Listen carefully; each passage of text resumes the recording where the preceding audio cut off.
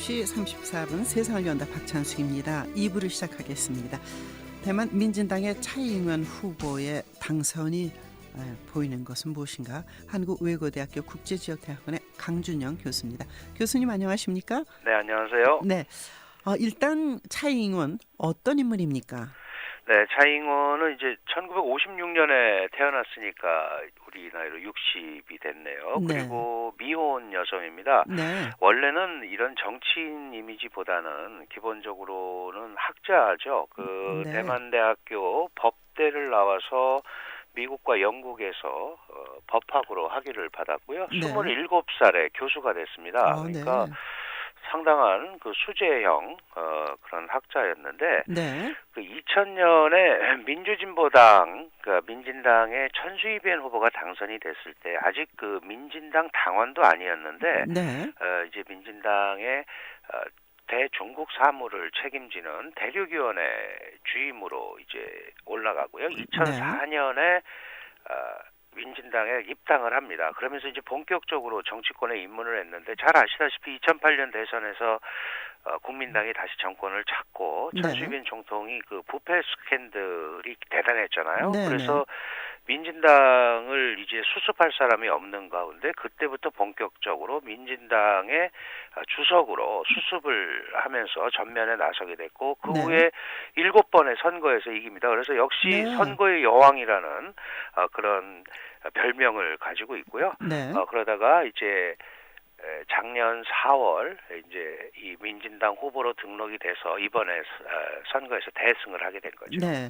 일단 그 민진당 승리 차이잉원 말하자면 이 승리의 요인이 어디 있다고 보십니까?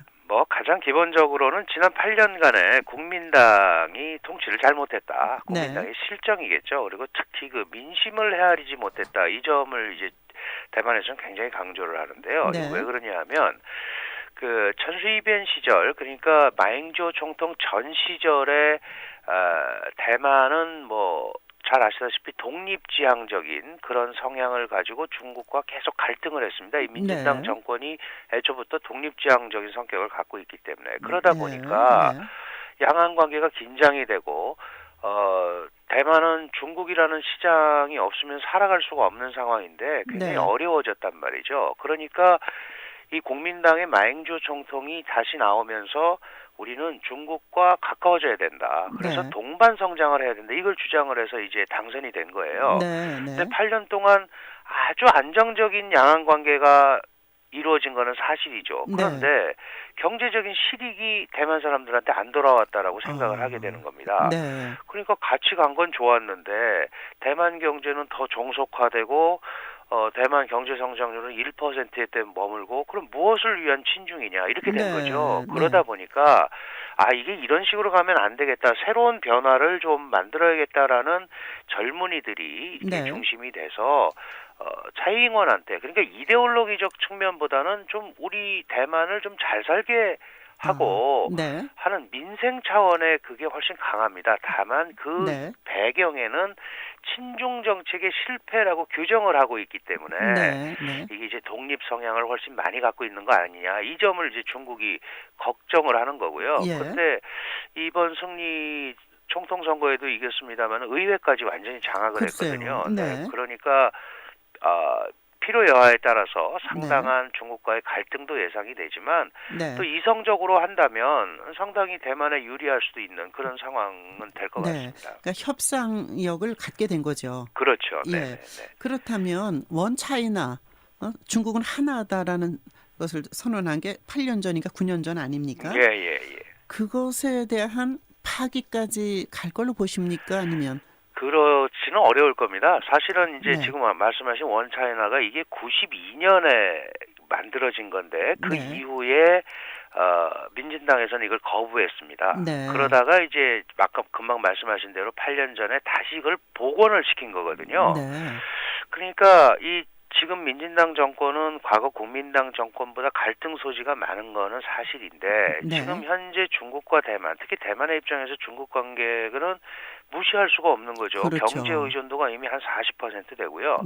관광객도 400만이 넘는 대륙 중국 관광객이 대만으로 옵니다. 그리고 150만 명 이상의 대만 사람이 중국에서 활동을 하고 있고 네. 50만 명이 넘는 중국 여인들이 대만 총각들한테 시집을 왔어요. 아하. 그러니까 이런 거는 뭐 뗄래야 뗄 수가 없죠. 네. 게다가 민진당도 지난 정권 때 이게 중국하고 갈등을 가져보니 네. 이것도 별로 유리할 게 없는 거죠. 그리고 그렇죠. 미국으로부터도 또 외면을 당하고 그러니까 갑작스러운 어떤 변화 이런 걸 하기가 어렵습니다. 그 차이잉원이 강조하는 거는 현상 유지입니다. 현상 유지라는 거는 자신도 지난 20여년간 양안이 이 교류한 거 성과를 평가한다. 네. 그렇기 때문에 나는 이 현상 변화를 꾀하지 않고 예측 가능한 양안 관계를 유지하겠다. 네. 이런 거를 이제 모토로 내세우고 있습니다. 예. 그런 의미에서 보면 상당히 생각하는 것보다는 안정적으로 갈 것 같은데 네. 문제는 이제 중국이죠. 그렇죠. 중국이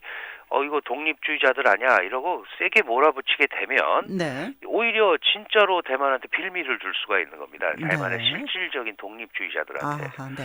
그렇게 되면은 이게 일이 더 복잡해질 수 있거든요. 네. 그래서 중국과 대만 이제 5월 20일까지 취임 기간까지 한 4개월 남았습니다. 네네. 그러니까 그 중간에 물밑 대화나 이런 걸 통해서 네. 어떤 규범을 나름대로 대화를 통해서 만들어가야 하지 않을까 이런 생각이 듭니다. 네. 이런 가운데 이제 우리가 더 관심 갖게 된 것은 역시 너무도 귀엽고 노래도 잘하고 춤도 잘 추는 대만 출신의 쯔위가 네. JYP 소속의 어린 가수인데 네.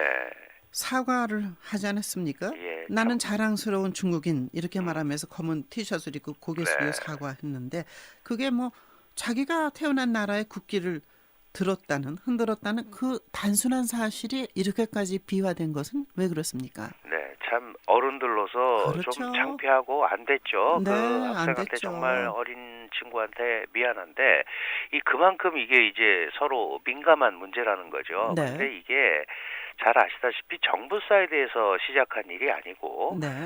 마침 또 대만 출신의 중국에서 활동하는 가수가 어떻게 보면 고자질한 겁니다. 네. 그러니까 대만도 그 부분에 대해서 굉장히 스스로 좀 안타깝게 생각을 하고 있는데요. 네. 이게 그만큼 이 양안 관계에서 하나의 중국이라는 원칙이 그만큼 중요한 이슈다라는 거를 늘 강조를 하는 거고 만약에 네. 이게 국민당 정권의 중간이라든가 양안이 잘 지내고 있을 때 생긴 문제라면 아무 문제도 아닙니다. 네. 하필 요 선거에 이렇게 문제가 되다 보니까 네. 이거는 중국인들 마음도 상하게 했지만 대만 사람들 마음은 더 상하게 했죠. 그렇죠. 네. 자존심을 상하게 했죠. 네, 그러니까 이게 별 문제가 안 되었을 사안이 차이잉원 총통 당선자가 당선 기자회견에서 아니 네. 대만 사람이 대만 국기 흔드는데 이게 무슨 문제가 생기냐 이렇게까지 네. 얘기를 하게 될 정도로 문제가 됐는데 네. 다행히도 중국 정부가 이게 너무 정치적으로 확대되는 거를 스스로도 불안해하고 있는 거죠. 왜냐하면 네. 이게 독립 분위기랑 연결이 될 수 있는 거거든요. 네. 그러니까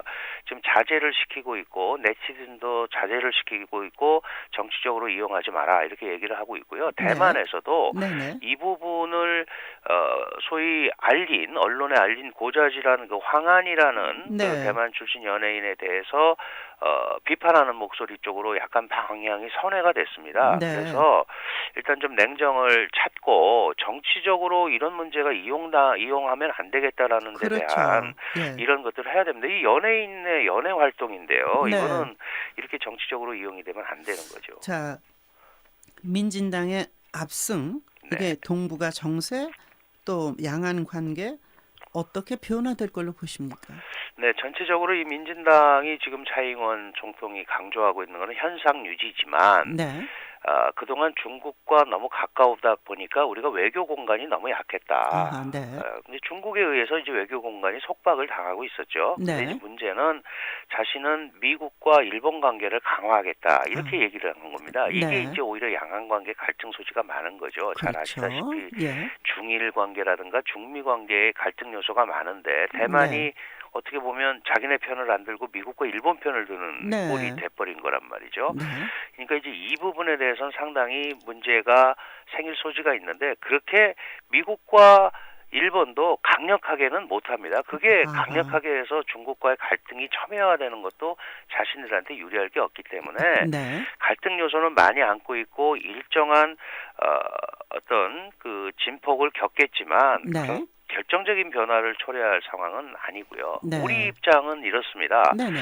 한국은 중화인민공화국을 92년에 수교하면서 유일한 합법 정부로 인정을 했죠. 정치 외교적으로는 그건 국가 간의 약속이니까 네, 당연히 네. 지켜야 되는 거고요. 네. 다만 경제, 사회, 문화 이런 부분, 특히 대만과는 교역액이 300억 불이 넘습니다. 이건 네. 대단한 숫자거든요. 이게 아하. 한국의 전 아프리카 56개국 교역액보다 많은 교역액입니다. 네, 네. 그러니까 사실은 이 대만과의 협력, 경제 협력, 사회 문화 교류 이런 것들은 얼마든지 강화돼도 그럼 괜찮은 거거든요. 네, 그리고 네. 뭐 대만 문화, 중국도 얘기하듯이 중화 문화니까 그런 네. 문화적 차원에서 또 경제 교류 차원에서 우리가 얼마든지 삼각 협력도 가능한 거기 때문에 네. 중국, 한국, 대만 이런 식으로 그래서 그런 부분에 대해서는 저희가 주눅들 필요가 전혀 없다. 네. 다만 이제 정치, 경제, 정치적 외교적으로 아하, 약속한 네. 부분한 것만 지켜주고 이런 부분은 오히려 더 확대하는 쪽으로 나가야 되지 않나 이렇게 생각을 네. 합니다.